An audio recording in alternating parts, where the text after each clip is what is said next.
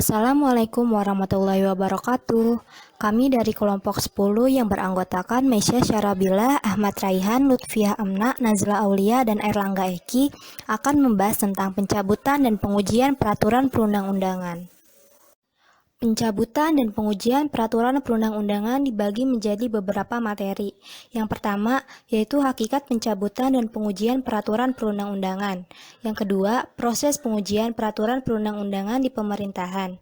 Yang ketiga, proses pengujian peraturan perundang-undangan di badan legislatif. Dan yang keempat, proses pengujian peraturan perundang-undangan di badan yudikatif. Materi pertama yaitu hakikat pengujian peraturan perundang-undangan. Pengujian peraturan perundang-undangan atau judicial review merupakan sarana untuk menilai suatu peraturan perundang-undangan yang lebih tinggi secara hierarkis.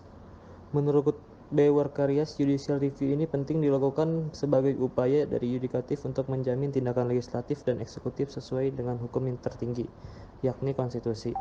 Pengujian peraturan perundang-undangan merupakan sebuah konsekuensi logis dari teori Hans Kelsen tentang hierarki norma hukum di dalam sistem hukum yang menggunakan peraturan hukum tertulis sebagai sumber dominan.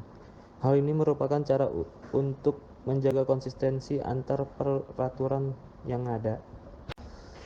Dalam Undang-Undang Nomor 12 Tahun 2011, peraturan perundang-undangan harus dilakukan berdasarkan pada asas pembentukan peraturan perundang-undangan yang baik, meliputi 1. Kejelasan tujuan, 2. Kelembagaan atau pejabat pembentuk yang tepat, 3. Kesesuaian antar jenis, hierarki, dan materi muatan, 4. Dapat dilaksanakan, 5. Kedayagunaan dan kehasilgunaan, 6. Kejelasan rumusan, dan 7. Keterbukaan.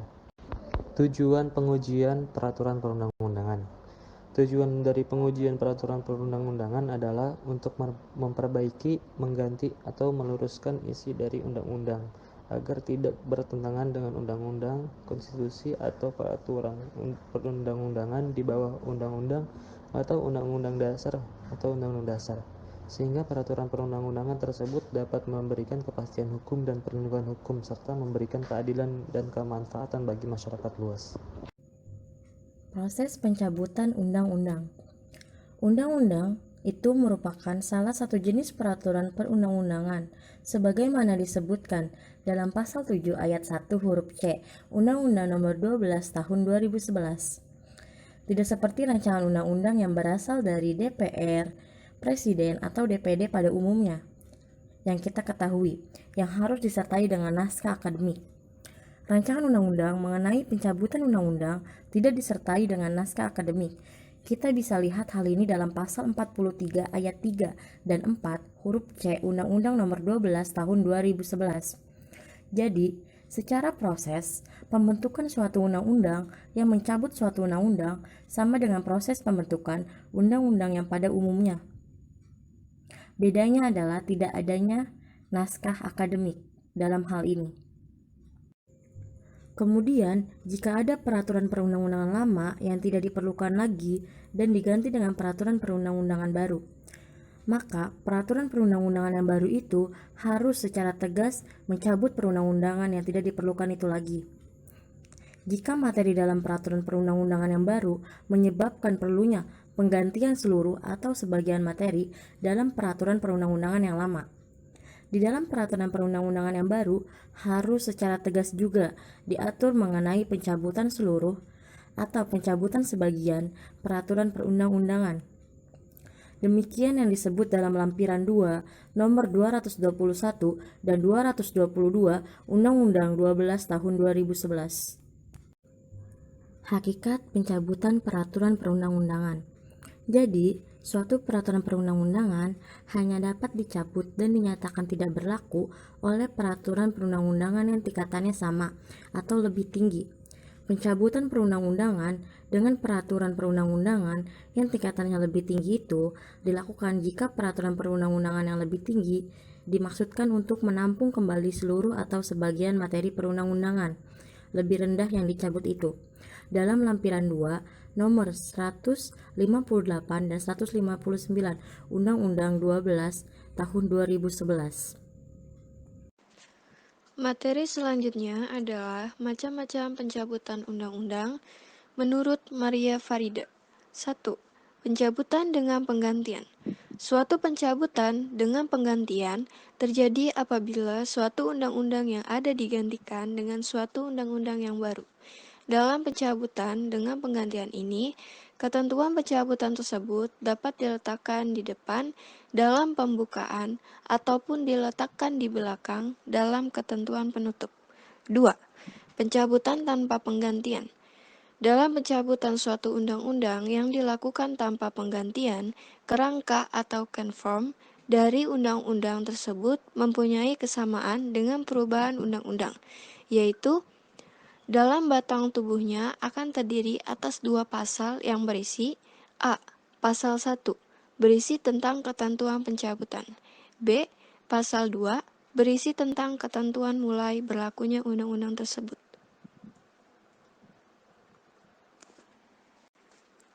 Selanjutnya adalah pencabutan dengan penggantian. Apabila ketentuan pencabutan tersebut diletakkan di depan dalam pembukaan, maka ketentuan pencabutan ini berakibat bahwa undang-undang yang dinyatakan dicabut itu akan tercabut beserta akar-akarnya. Dalam arti, undang-undang tersebut tercabut beserta seluruh peraturan pelaksanaannya. Contoh perumusannya, memutuskan dengan mencabut Undang-Undang Nomor Sekian, Tahun Sekian, tentang sekian, menetapkan Undang-Undang tentang sekian. Dan apabila ketentuan pencabutan tersebut diletakkan di belakang dalam ketentuan penutup, undang-undang yang dicabut itu akan tercabut, tetapi tidak beserta akar-akarnya. Dalam arti, undang-undang tersebut tercabut akan tetapi peraturan pelaksanaannya masih dapat dinyatakan berlaku. Contoh perumusannya, ketentuan penutup. Pasal sekian, dengan berlakunya undang-undang ini, maka Undang-Undang Nomor Sekian, Tahun Sekian, tentang sekian, dinyatakan tidak berlaku atau dicabut. Selanjutnya ada proses pengujian peraturan undang-undang di pemerintahan. Pengujian yang dilakukan oleh lembaga eksekutif disebut executive review. Pengujian ini berkaitan dengan aspek legalitas dari peraturan perundang-undangan yang dibentuk oleh lembaga eksekutif, misalnya peraturan pemerintah, peraturan presiden, dan peraturan menteri. Apakah bertentangan atau tidaknya dengan peraturan perundang-undangan tingkat atasnya yang merupakan sumber dari pembentukan peraturan perundang-undangan tersebut. Termasuk dalam pengertian executive review adalah pengujian yang dilakukan terhadap peraturan perundang-undangan tingkat daerah atau Perda dan peraturan pelaksanaannya.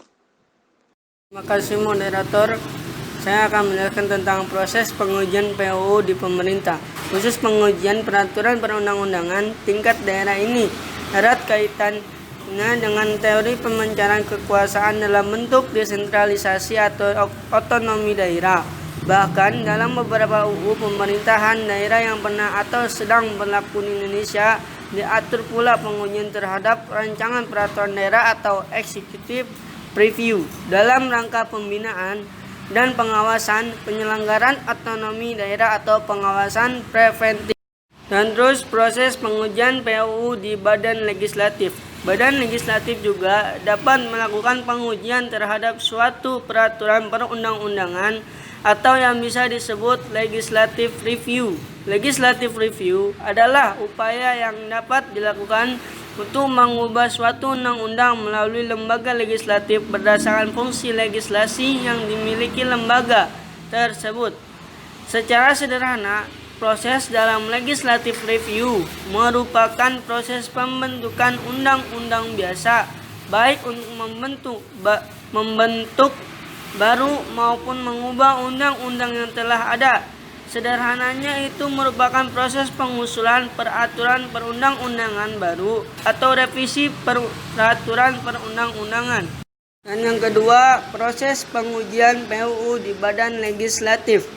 Legislative review adalah upaya kelembagaan legislatif atau lembaga yang lain yang memiliki kewenangan legislasi untuk mengubah suatu peraturan perundang-undangan. Misalnya, pihak yang keberatan terhadap satu undang-undang dapat meminta legislative review ke Dewan Perwakilan Rakyat atau yang disebut DPR, dan tentunya pemerintah atau yang disebut dalam Undang-Undang 1945. Proses pembahasan rancangan undang-undang dilakukan melalui 2 tingkat pembicaraan, yaitu yang pertama, pembicara tingkat dalam rapat komisi, rapat gabungan komisi, rapat badan legislasi, rapat badan anggaran atau rapat panitia khusus, dan pembicara tingkat 2 dalam rapat paripurna. Sekian dan terima kasih. Balik lagi ke moderator. Materi selanjutnya akan dibahas oleh saya sendiri, Nazla Aulia. Proses pengujian peraturan perundang-undangan di Badan Yudikatif.